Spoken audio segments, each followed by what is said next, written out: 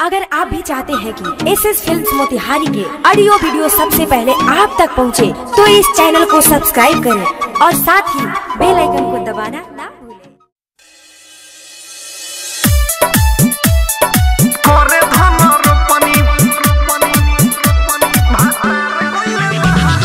DJ Manish Raxaul.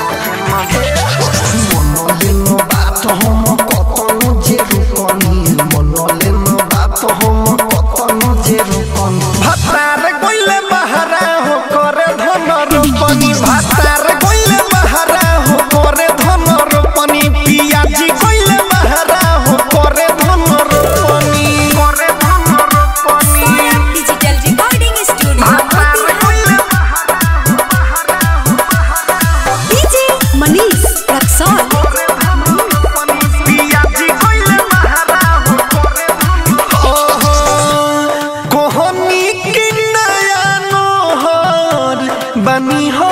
मकनिया जनी जाए छोड़ के हो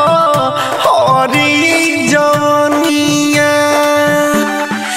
राजा कोहनी की नया नोहर बनी हो मकनिया जनी जाए छोड़ के हो हरी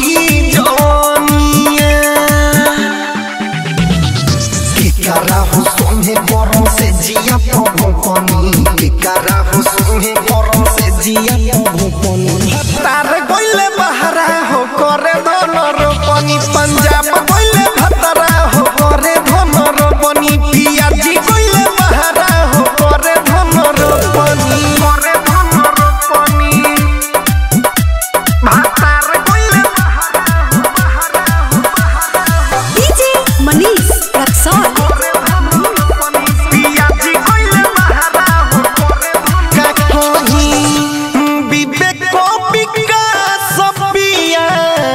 चली गईले घर से मन बात तोर से जब बारिश हो बरसे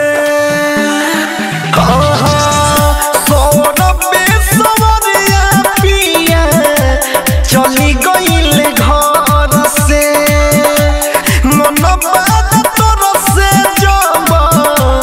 बारिश हो बरसे रोटन रोटन सियारा के फेम